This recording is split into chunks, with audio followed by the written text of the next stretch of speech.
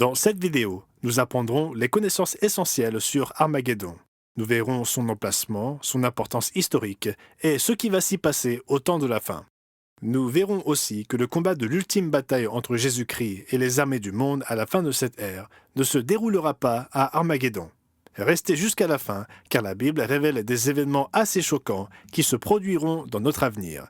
Et ne vous contentez pas de nous croire, plongez-vous dans la Bible, consultez ces versets et prouvez-les par vous-même en explorant cette ancienne prophétie. Point numéro 1. Armageddon est une colline. Le terme Armageddon n'apparaît qu'une seule fois dans la Bible, dans Apocalypse 16, verset 16, où il est dit « Ils les rassemblèrent dans le lieu appelé en hébreu Armageddon ». C'est une translittération de l'hébreu original Ar-Megiddon, qui signifie colline de Megiddo ou montagne de Megiddo. Ce mont de Megiddo est situé à environ 90 km au nord de Jérusalem et surplombe la plus grande plaine d'Israël, la vallée de Jizreel ou la plaine d'Ezrélon. En fait, sans être une montagne, c'est un monticule ou une colline créée au fil de nombreuses générations de peuples qui reconstruirent au même endroit. Au cours de l'histoire, de nombreux forts ont été construits à cet endroit pour garder la Via Maris, une ancienne voie commerciale reliant l'Égypte à Damas. En résumé, le mot exact Armageddon est un terme utilisé une seule fois dans la Bible pour décrire une colline en Israël. Cette colline n'est pas ordinaire. Cet endroit a connu une longue et sanglante histoire. Point numéro 2. Megiddo fut le théâtre de nombreuses batailles antiques. En raison de sa position stratégique, Megiddo fut le théâtre de nombreuses batailles au fil du temps. C'est l'un des champs de bataille les plus sanglants de l'histoire. En fait, certains historiens pensent qu'il y a eu plus de batailles à Megiddo qu'à n'importe quel autre endroit du monde. Pendant des siècles, les armées égyptiennes au sud et les divers empires au nord se sont affrontés là, sur l'étendue plate et ouverte de la vallée de Jizreel. La première mention biblique de Megiddo se trouve dans le livre de Josué.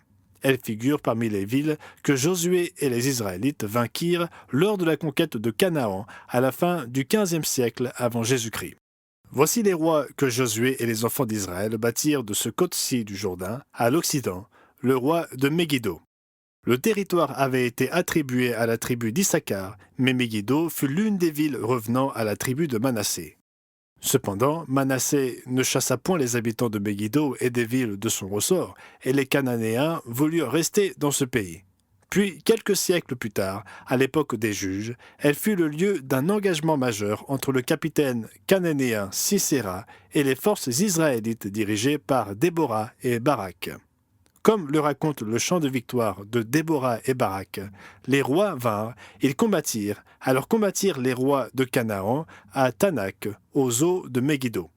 Plus tardivement, au Xe siècle avant Jésus-Christ, le roi Salomon la fortifia pour en faire un centre militaire et une ville pour les chars. 3 siècles plus en avant, la mort tragique du roi Josias y eut lieu lorsque Pharaon Nécho, roi d'Égypte, monta rejoindre le roi d'Assyrie vers le fleuve de l'Euphrate. Le roi Josias marcha à sa rencontre, et Pharaon le tua à Megiddo dès qu'il le vit. Depuis l'époque post-biblique, et même au XXe siècle, ce lieu continua à entretenir le théâtre d'affrontements à grande échelle. Pendant la Première Guerre mondiale, le général britannique Edmund Allenby y vainquit les forces militaires turques lors de ce qui est surnommé la bataille de Megiddo. Ces batailles, ainsi que d'autres mentionnées tant dans la Bible que dans les sources séculaires, valurent à ce lieu historique une réputation tristement célèbre. Il est devenu le symbole même de la guerre. Megiddo a donc un passé long et sanglant, mais qu'en est-il de son avenir? Point numéro 3. Megiddo est le lieu où les armées du monde se rassembleront pour combattre Jésus-Christ. Le livre de l'Apocalypse décrit des événements prophétiques majeurs qui aboutiront au retour de Jésus-Christ. Si vous souhaitez connaître la séquence de ces événements et en savoir plus sur ce livre mystérieux, n'oubliez pas de regarder notre vidéo « Chronologie des événements de la fin des temps ». Nous lisons dans le livre de l'Apocalypse qu'à la fin des temps, des esprits de démons vont vers les rois de toute la terre afin de les rassembler pour le combat du grand jour du Dieu Tout-Puissant. Ils les rassemblèrent dans le lieu appelé en hébreu Armageddon. Satan et ses démons inciteront les dirigeants politiques et militaires du monde entier à mobiliser leurs forces. Ils se rencontreront sur la colline de Megiddo et joindront leurs armées en ce lieu tristement célèbre. Mais attention, la bataille ultime ne s'appelle pas techniquement la bataille d'Armageddon, elle est appelée dans la Bible le combat du grand jour du Dieu Tout-Puissant. Et cette bataille n'aura pas lieu sur la colline de Megiddo, qui n'est que le lieu de rassemblement. Les armées du monde marcheront ensuite vers le sud pour combattre Jésus-Christ à son retour dans la vallée de Josaphat, juste à l'extérieur de la vieille ville de Jérusalem. Point numéro 4.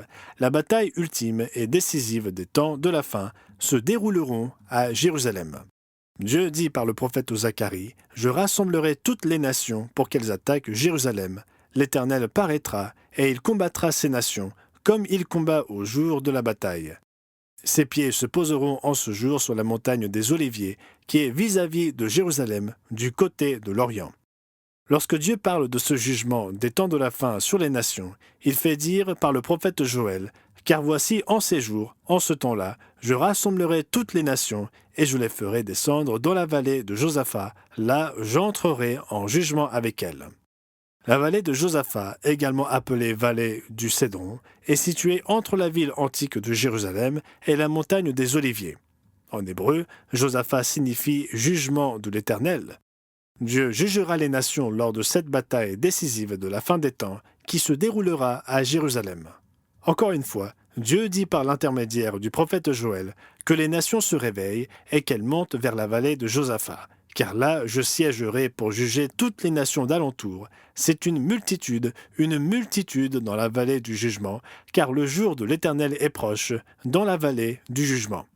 Décrivant le retour de Jésus et sa bataille de la fin des temps contre les armées méchantes de ce monde, l'apôtre Jean écrivit « Puis je vis le ciel ouvert, et voici parut un cheval blanc. Celui qui le montait s'appelle fidèle et véritable, et il juge et combat avec justice. » Les armées qui sont dans le ciel le suivaient sur des chevaux blancs, revêtus d'un fin lin blanc pur. De sa bouche sortait une épée aiguë pour frapper les nations. Et je vis la bête, les rois de la terre et leurs armées rassemblés pour faire la guerre à celui qui était assis sur le cheval et à son armée. À présent, remarquez l'horrible punition infligée à ces armées rebelles et maléfiques qui tenteront de combattre Jésus-Christ. Voici la plaie dont l'Éternel frappera tous les peuples qui auront combattu contre Jérusalem.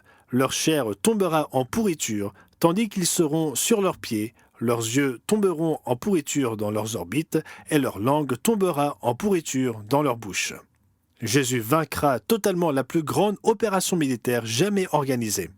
Et la bête fut prise, et avec elle le faux prophète, qui avait fait devant elle les prodiges par lesquels il avait séduit ceux qui avaient pris la marque de la bête et adoré son image.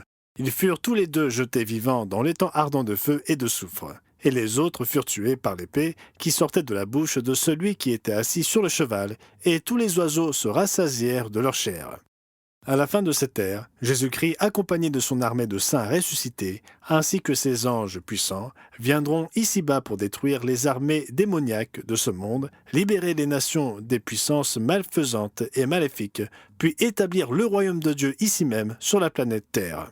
Un nouveau gouvernement mondial est à venir avec Jésus-Christ en tant que roi des rois et seigneur des seigneurs. À ce moment-là, la guerre sera éradiquée et la paix débutera sur notre planète pendant 1000 ans. Comme l'annonça le prophète Ésaïe, il sera le juge des nations, l'arbitre d'un grand nombre de peuples. De leurs glaives, ils forgeront des boyaux et de leurs lances des serpes. Une nation ne tirera plus l'épée contre une autre et l'on n'apprendra plus la guerre. La Bible montre donc qu'Armageddon n'est pas ce que la plupart des gens pensent. Il ne s'agit pas du tout d'une bataille, il s'agit simplement du lieu où les armées du monde se rassembleront à la fin de cette ère. Cependant, l'ultime bataille décisive aura bien lieu à Jérusalem. C'est le combat du grand jour du Dieu Tout-Puissant. Jésus-Christ et son armée y mettront finalement un terme aux mauvais dirigeants et aux armées de cette ère. Ce sera un scénario incroyable et un événement sans précédent qui aura lieu juste avant le début de la plus merveilleuse période de toute l'histoire humaine. Pour avoir une explication approfondie de cette bataille terrifiante à venir décrite dans la Bible et de l'espérance qui nous attend après, commandez notre brochure Armageddon et au-delà. Si vous avez apprécié cette vidéo, n'hésitez pas à aimer et à laisser un commentaire ci-dessous. Et abonnez-vous à notre chaîne pour voir d'autres vidéos qui nous aideront à comprendre votre monde à travers les pages de la Bible. Merci d'avoir regardé.